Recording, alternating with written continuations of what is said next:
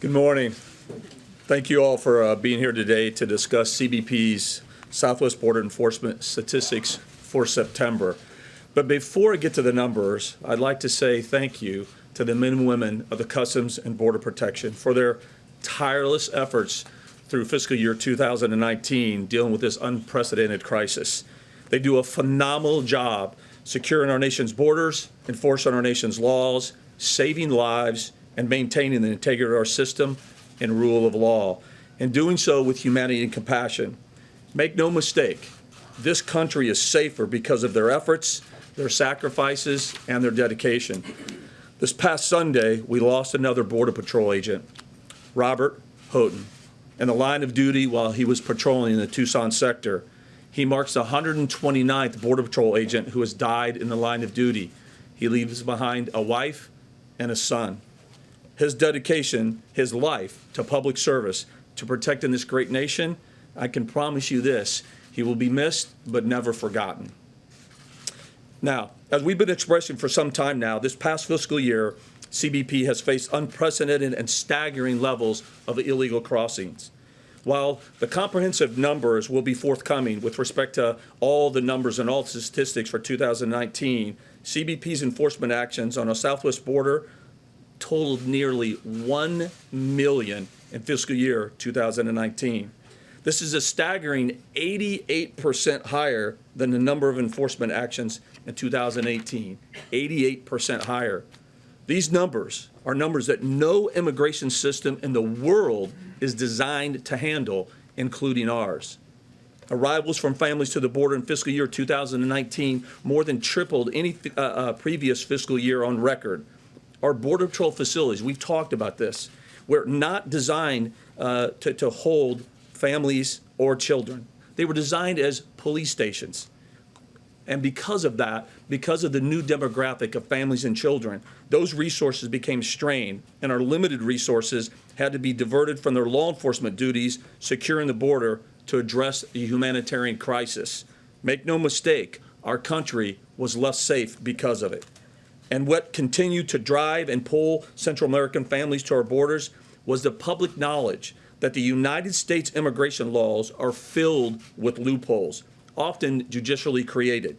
The hundreds of thousands of families and children were told, coached, and made to believe if you make it to the United States border with a child, it was your passport into the interior United States. The cartels, smuggling organizations, on an almost daily basis would broadcast that they could guarantee their entry. All you had to do was pay. All while they exploited our laws and the migrants themselves.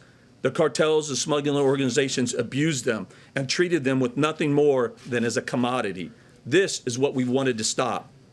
We have therefore prioritized developing strategies and introducing initiatives within the current legal framework that ensured results, restored the rule of law, and closed the loopholes that undermine the integrity of our immigration system. And this administration's strategies have brought about results, dramatic results. While Congress has failed to put forth a single piece of legislation, even be able to introduce it to the floor to address this crisis, we have addressed this crisis. This September marked the lowest number of law enforcement actions during fiscal year 2019. The total number of law enforcement actions last month was just over 52,000, down almost 65% from the peak in May of 144,000. This represents the fourth month in a row of a steady decline in apprehensions. This is an unprecedented achievement. Last month, it was another decline of 18% from August to September, and this marked the fourth consecutive month that the United States Border Patrol alone averaged 25% lower in the last 4 months. And why have we achieved these significant results? Make no mistake as well, President Trump has worked to have other countries in the regions, like Mexico and the Northern Triangle countries, to join us as true partners, to come together to address this as a regional crisis that it is. And that's exactly what is happening. Initiatives implemented under this administration, like the Migrant Protection Protocol, or MPP, which was established in accordance with Section 235 of the Immigration and Nationality Act, have brought about the downward trend in border enforcement statistics and strengthened the integrity of the immigration system. In close partnership with the government of Mexico, MPP allows for migrants illegally crossing or at the POEs without documents to be returned to Mexico to await expedited immigration proceedings in the United States.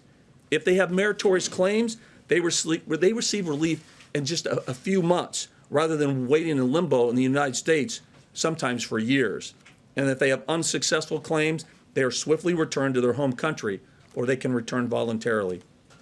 Through our partnership with Mexico, CBP has enrolled more than 51,000 people in MPP.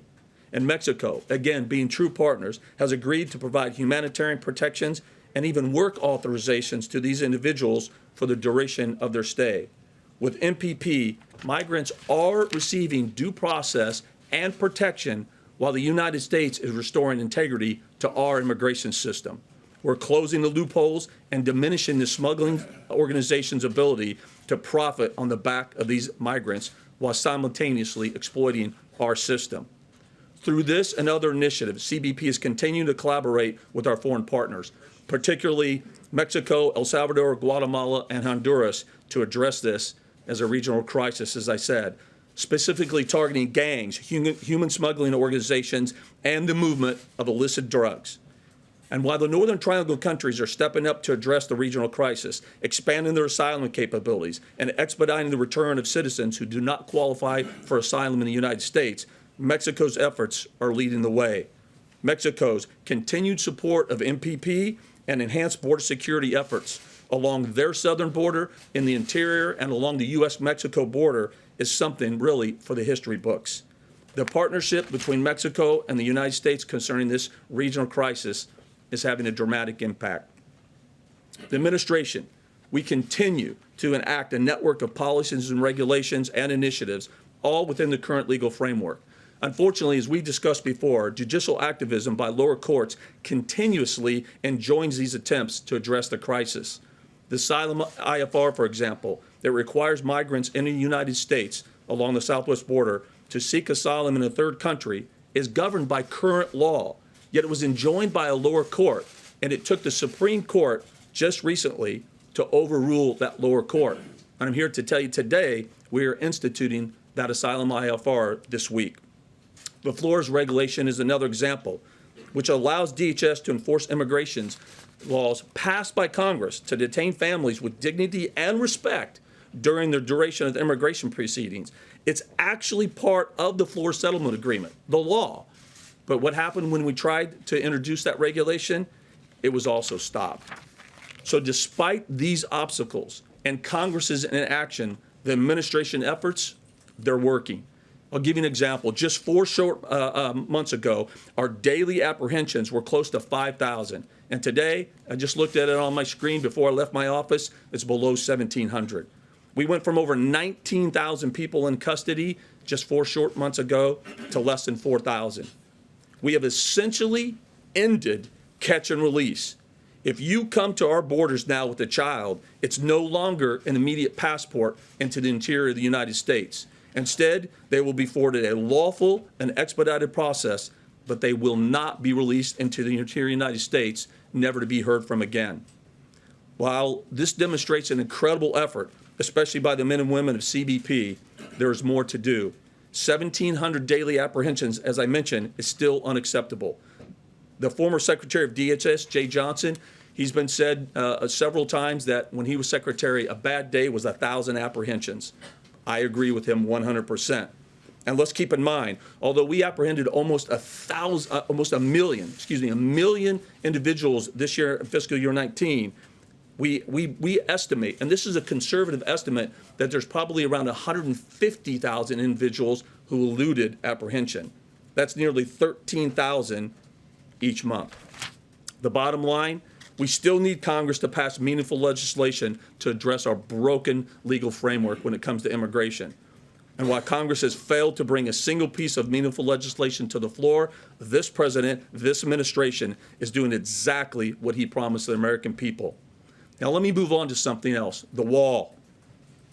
Having served as chief of the Border Patrol in 2016, I proudly support the need and importance of the wall. CBP, with the help of the United States Army Corps of Engineers, is continuing to provide the men and women of CBP what they have asked for to do the job of protecting this great nation on the front lines. To date, a total of 71 miles of new wall has already been constructed. And it's not just a wall, it's a wall system, integrating lighting, technology, and access roads. This wall system is essential to our nation's border security by replacing outdated and dilapidated designs and construction of a much-needed physical barrier in strategic locations as requested by the leaders in the field. This isn't what the president asked for. This is what the experts asked for, to help them do their job to safeguard and protect this great nation. The president has simply listened to them, and he's delivering his promise. By the end of 2020, CBP expects to have approximately 450 miles of new border wall system constructed. And I've said before, and I'll say it again, walls work. Our agents know it, and the data shows it. Everywhere we have installed borders along the southwest border, agents gain more operational control, illegal drug and human smuggling activity declines, agent safety improves, and border communities are safer and more secure on both sides of the border. And the wall just doesn't benefit border communities. By the way of illustration, in a 5-day enforcement action that ended last Wednesday, the United States Immigration and Customs Enforcement arrested 97 illegal aliens in 6 Midwest states. That's important, including those with prior criminal histories, convictions for serious crimes, assault, battery, child exploitation, sexual assault, drug possession, hit and run, and weapons offenses. And again, this was in 6 states in the Midwest. This underscores the reality that some of the illegal aliens who cross at the southwest border make their way into the nation's interior and commit serious crimes. If we're going to have a rational and intellectually and honest debate over this issue, we must acknowledge the public safety issues imposed by some, not all, but some illegal aliens. The wall serves to impede and increase our ability to apprehend criminal illegal aliens before they make it into the interior United States. That is the truth. The wall also increases our ability to stem the flow of illicit narcotics into our country. Last year, we lost 68,000 people to drug overdoses. The year before that, we lost 70,000 people due to drug overdoses. And last year, CBP seized more than 910,000 kilograms of illicit narcotics. 910,000. As an example, the majority of heroin comes from our southwest border, making its way to your town, your city, and your state. So this further illustrates what goes on at the border impacts every community, and the wall gives CBP the opportunity to more effectively detect and prevent drugs from entering our country and killing our citizens. That's why I always say every town, every city, every state is a border town, border city, and border state. Now let me close by pointing out a couple other additional accomplishments of CBP agents and officers. Every day they answer the call, putting their lives on the line to protect this nation. And this just isn't a tagline. Over 30 years of law enforcement experience, this agency is something, and they do something that I've never seen before. In fiscal year 2019, United States Border Patrol agents rescued more than 4,900 people along the southwest border. Let that soak in a minute. They rescued 4,900 individuals along the southwest border. In the midst of this crisis, our agents rendered aid and in many cases put themselves in harm's way to rescue thousands of people whose lives or well-being at risk. When the agents see a migrant family struggling in a river, they've answered the call. When they locate people dying of thirst in the desert, they answer the call. When our agents and officers see somebody in need, they don't ask them questions about their citizenship or their migration status. They see a human being in need and they answer the call. And they've done so 4,900 times this year. These incredible stories play out just about every day along our border, and they deserve our attention. These stories, and these stories that the American people deserve to know through the news media. I think now we have time for a few questions. Thank you.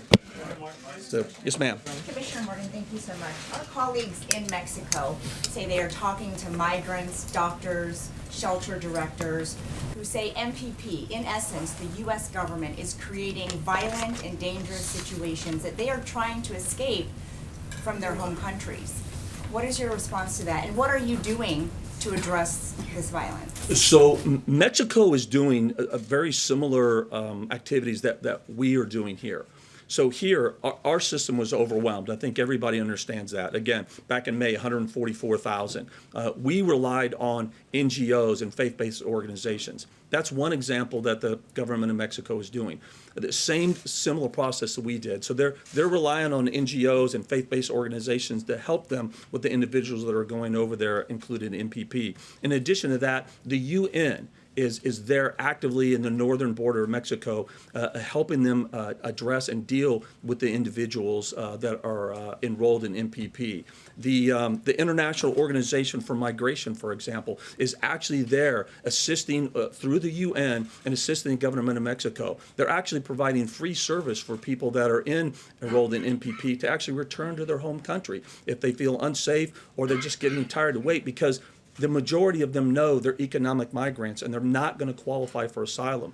And now that the message is getting out that we are, through this administration efforts, we're closing those loopholes. And so now the message is finally getting out. We're trying to overcome the message that the cartels have been putting out there that it's going to be a free ride into the United States. We're now sending the message that if you're coming here as an economic migrant, you're not going to be allowed in the United States. That's driving a lot of people to return. In other words, the U.S. Yes, sir. in other words, the U.S. is not doing anything to I answer work your with question. Mexico. Yes, sir. You didn't, sir. Yes, sir. If I Go could, ahead. let me follow up actually on what she was asking you about. Is there operational and financial collaboration with the Mexicans? The president and you have also been very complimentary about what they're doing. So I'm just curious, what's the level of that involvement? And is what we're doing making a difference to try to keep those people safe as they try to make their journey to this country and or in Mexico, for example? Absolutely. We're dealing with the government of Mexico at high levels almost on a daily basis, and a local level, which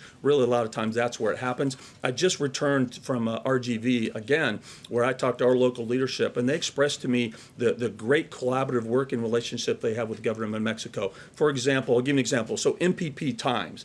We're working with the government of Mexico to make sure that their capacity to receive people is just that they have the capacity to receive them, so that they're not overwhelmed. We're talking about the times and the durations of when we're actually going to return them to Mexico, whether it's hours early in the morning or at night. We're working with them on a constant basis. Again, another important thing that we're working with them too is it's bigger than just MPP. So we're working with them to address the drug smuggling routes and the drug smuggling organization. We're working with them on a daily basis to help them improve their ability to actually conduct operations within Mexico to go after the cartels and the drug smuggling organizations and the gang members. And we're doing the same thing with the Northern Triangle countries. I think everybody here knows by now, all three Northern Triangle countries have signed agreements right now. And like I said in my opening remarks, we're working with those countries on a daily basis. I have personnel that are down in the Northern Triangle countries to help them improve their capacity, not just with their law enforcement activities,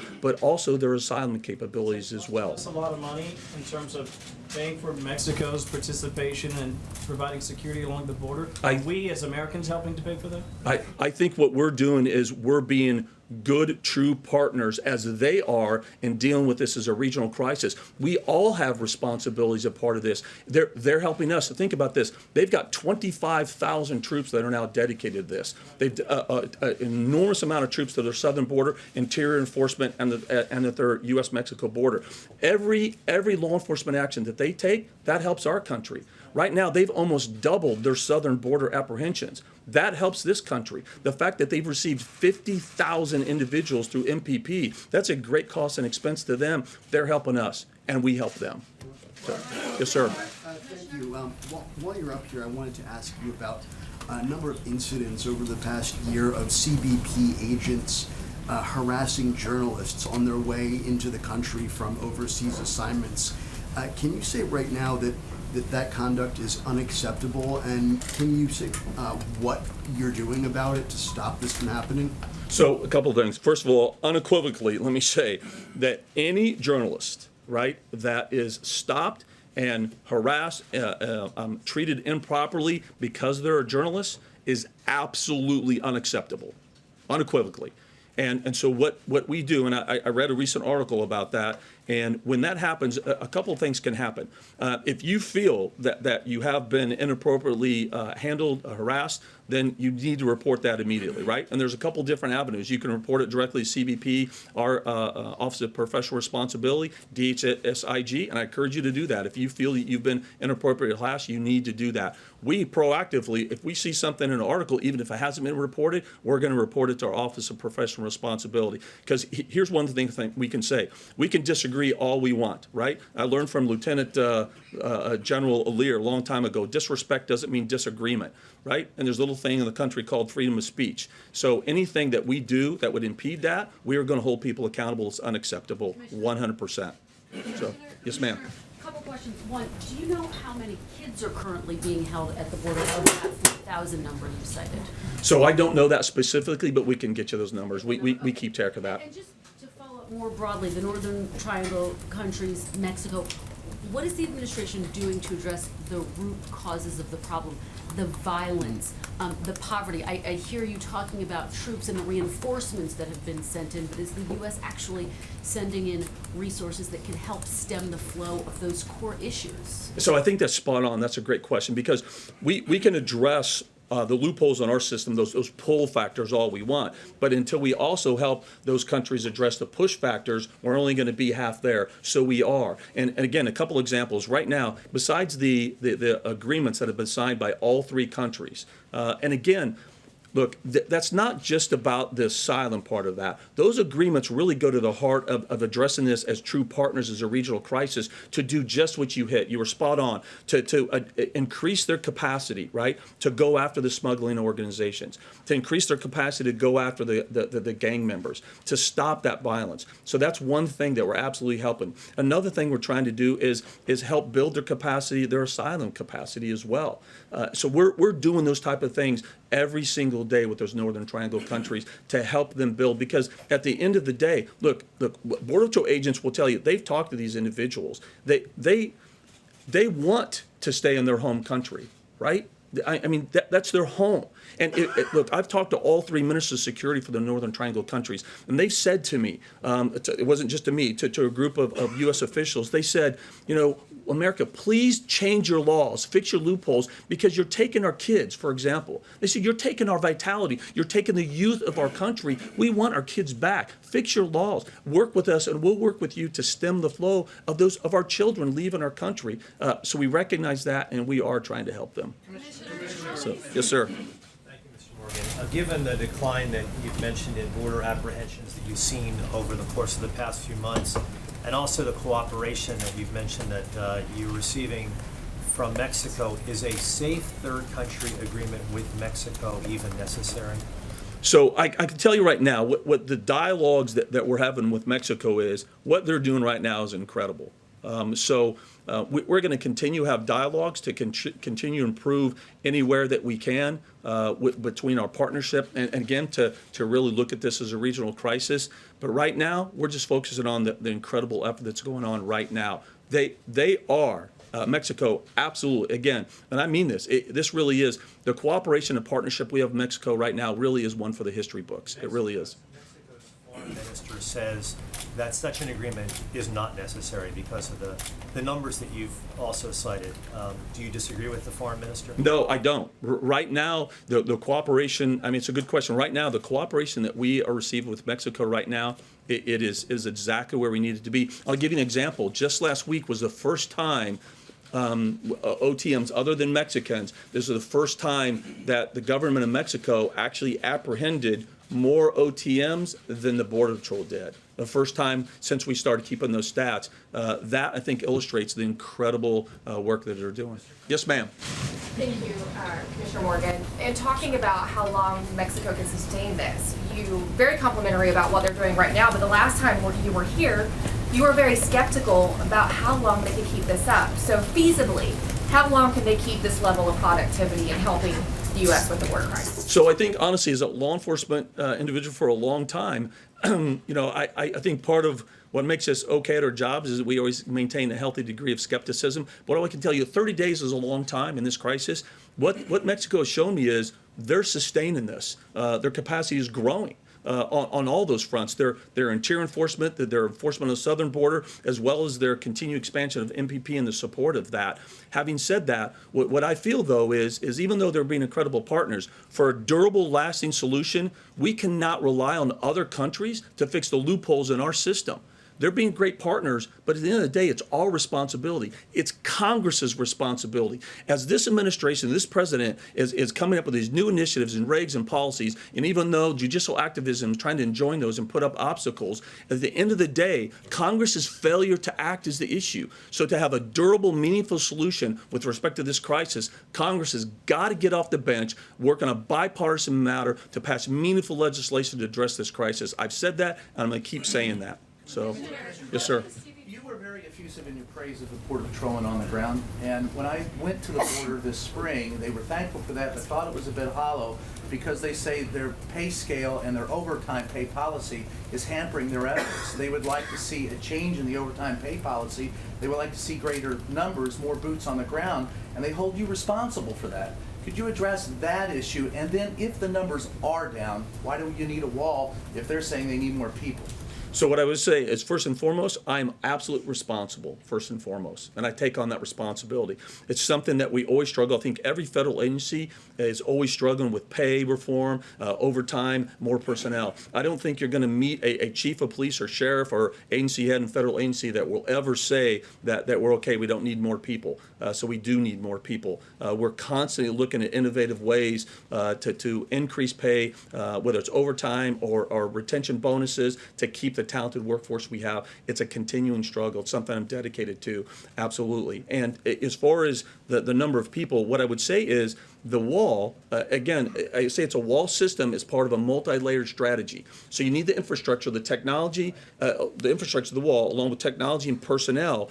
What happens is if you apply all three of those in the right way and the strategic location, it'll actually reduce the number of personnel that you need in that area so we can focus them to the more strategic locations. So it's a balance of both of that. So with every mile of wall that goes up, it increases our capability to do their job. Will you commit to greater pay or at least clearing up the disparity between Customs and ICE and Border Patrolmen? Because when I was down there, that was their number one issue. They like the job that they're doing, but they want you guys to at least give them equal pay, that they're not getting paid equally to ICE and Customs. So first of all, I hear the same thing, but first and foremost, you know what I hear first and foremost? What makes me proud to be a part of this and be standing next to them is they are proud to represent this country. They are proud to be on the front lines safeguarding our nation's borders. That's what they're proud of. And as the agency head, I should try to do everything I can to make sure that they're being paid and taken care of adequately. So I commit to that. Yes, absolutely, I commit to that. So, yes, ma'am. Sorry, about the CBP agents that are doing credible fear screenings. Could you give us sort of an update on how many are doing it, at what ports of entry, what is the goal of the number as you scale up, and when you would like to have it scaled up? So there's a few things to unpack there. So what we have done, and again, this is to augment USCIS asylum officers, because I think everybody knows here is there's just not enough asylum officers. So what we've actually done is trained a handful. I don't have the exact numbers to date now. I can get those for you, but we're continuing that program, and we're going to continue to expand that program to support USCIS. And right now, it's being successful. We've been able to, as part of our expedited process that we're doing, the temporary hearing facilities that are down there, those agents are helping as well to facilitate that expedited process. The program is working well. I'm taking a hard look at expanding that program because, again, USCIS plays an integral role in this process through the asylum officers. So that's kind of a bottleneck. If we don't have that capacity there, it's going to limit our ability to effectively expedite the process. So yes, sir. Is there a target number that you can reach to say that the surge, essentially, of people coming across the border is over? And also, how are you counting those people who are stopped under remain in Mexico? So those are really, really good questions. I've thought about that a lot. I a couple times I've said, hey, I'd like to have the apprehensions under 500 a day. That's just me kind of throwing something out there at a manageable level, looking at what the historic lows are. I mean, at the end of the day, standing here as the commissioner of CBP, I'd like the number to be 0, but that's not realistic.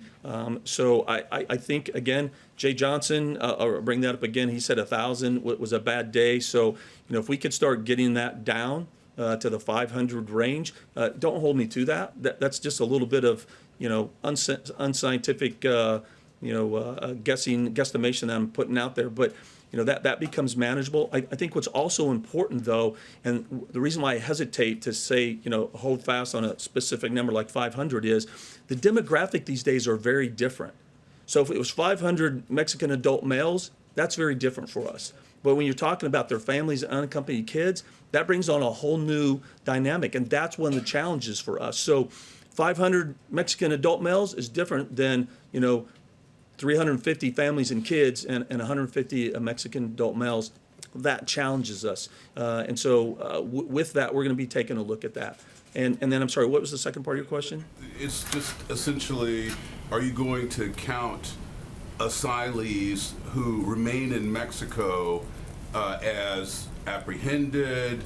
Yeah. U.S. asylees, how are you counting? Yeah, so that's a good question. And so we had a little glitch early on how we were doing that. So when we first apprehend somebody, that will be counted as an initial apprehension. But once they're enrolled in MPP and they go back to Mexico and then they have to come back and forth for the court hearings, we're not recounting them. But their initial apprehension, we are counting that as an apprehension. So. Can I ask a follow-up to the question that Brian just asked about the need for retention bonuses? Sure. Last week, a Pew Research Center put out a study that said that the agency you briefly ran this summer, ICE, is viewed less favorably in the country than the IRS, less favorably than any other agency that they asked about. Is the need for a retention bonus or overtime pay evidence of a recruitment problem at the Border Patrol? Are you having a difficult time finding talented people as a result of the administration's policies and the way that they're viewed by the general public? Okay, so I'll try to address that because I look at it very differently. So I don't know who those people are that view ICE in a negative light. As a law enforcement officer, I don't. I consider the men and women of ICE heroes, unequivocally. They are enforcing the laws enacted by Congress. And I read an example of just last week, 97 arrests, 6 states in the Midwest with people serious crimes, assault, battery, sexual assault that went on. So the men and women of ICE, this is part of the false narrative out there. They're doing this every day. Make no mistake, in my heart, and I believe 100% as a career law enforcement, dedicated my life to this country, that's what the men and women of ICE are doing. So if someone doesn't understand that, then get with me, read, get up to speed on what ICE actually does, and they will not have that perspective. So to say, okay, so to answer the second part of the question, retention bonus, I think right now there is a narrative out there, negative about law enforcement out there, that I think is a false narrative. I think when you have our own elected leaders that are out there trashing the men and women of law enforcement, actively trashing, saying lies, saying something like a Border Patrol agent is forcing a migrant to drink from toilet water, which is a lie. That is what's the narrative out there. When you talk about the morale of the men and women in Border Patrol, for example, we're asking them to do all kinds of stuff they were never trained to do. We're asking them to take care of kids, order baby diapers and baby formula. Their morale isn't impacted by that. You know what their morale is impacted? When we have a congressional leader, an elected leader that's out there vilifying the men and women of law enforcement, saying lies, pushing that false narrative that we know is not true. Instead, they have done nothing. Congress has not passed one meaningful legislation to address this crisis, but yet they'll attack the men and women that are right now enforcing the laws that they did enact. That's the challenge. That's what I think impacts hiring and retention. But to answer your question, and well, pay is another issue. That's a bigger governmental issue that we have to. I'm competing with other federal agencies, but I'm committed to continue to compete. But I mean, that's why you have trouble getting recruits, is because no, of pay? I don't think it's that simple of an issue. I think it's a complicated issue. I think morale is part of that. I think the vitriol that's out there is part of that. I think parents are talking to young men and women very different than they did before about a career in law enforcement. I think it's a bigger issue, more complicated. I'm being told one more question. Yes, ma'am. Mr. Commissioner, clarification and then a question. You say 71 new miles of border wall have been built. Do you mean border wall in areas where there was no previous wall or barrier? Okay, just to clarify. Right. And then, why only 71 miles? Obviously, this is a big political issue for the president. He brings it up as he is campaigning for re-election. Do you feel political pressure from the administration to significantly increase that number ahead of next November? So let me answer the latter first. I feel absolutely no pressure from this administration to build more miles of wall. What I do feel pressure from is the men and women of the Customs and Border Protection, because they need this wall. They need the wall to do their job effectively, to safeguard and protect this country and themselves. That's where the pressure comes from me, to make sure I'm giving them all the tools and resources they need to effectively do their job and do it safely. Now, for the 71 miles of new wall, make no mistake, if you take a 4-foot high, X-cross steel, vehicle barrier, and you replace it with a wall system that's 30-foot high, has an anti-climb plate to it, has lighting, technology, and access roads, makes no mistake, from an agent out in the field perspective, a leadership perspective, and my perspective, that's absolutely a new wall. Now, if you want to differentiate between a new wall where it replaced those dilapidated, unacceptable physical barriers and new linear miles, I think that's the correct way to talk about that. So right now, those 71 miles have not been new linear miles, but that's part of what's being processed right now. So shortly, we're going to begin construction like an RGV. RGV, strategic location, right now, 40 to 60% of the apprehensions throughout this fiscal year, and we're getting ready to build a little over 100 miles of new linear border wall down there. And I'll tell you, this isn't easy. If you talk to General Semonite, who's leading the charge of the U.S. Army Corps of Engineers, it's a tough process. You have to obtain the land. Land acquisition is a tough thing. Sometimes you'll go and maybe you only have a couple of miles of linear wall, and you've got 600 landowners that you have to deal with. You have some public land, some federal land. It's a difficult process to do. But I tell you what, 71 miles of new wall systems have been built is more than what was built in the previous administration. So it's being built in RGV in a strategic location. So, yes, sir. I guess this is the last one. You're Yep. talking about the new linear wall and the 71 miles. How is Mexico going to pay for that? Look, to me, I'm a law enforcement guy. I'm the commissioner of CBP. I'm not. That's a political thing to me. Well, let me answer your question. That's a political thing to me. To me, I don't care who's paying for the wall. All I care about is it's being built, and it is being built. And by the end of 2020, we're going to have 450 miles of beautiful new wall that's going to absolutely exponentially increase the border patrol to safeguard your towns and your cities and your state. Ask So, Mexico to pay for the wall. thank you.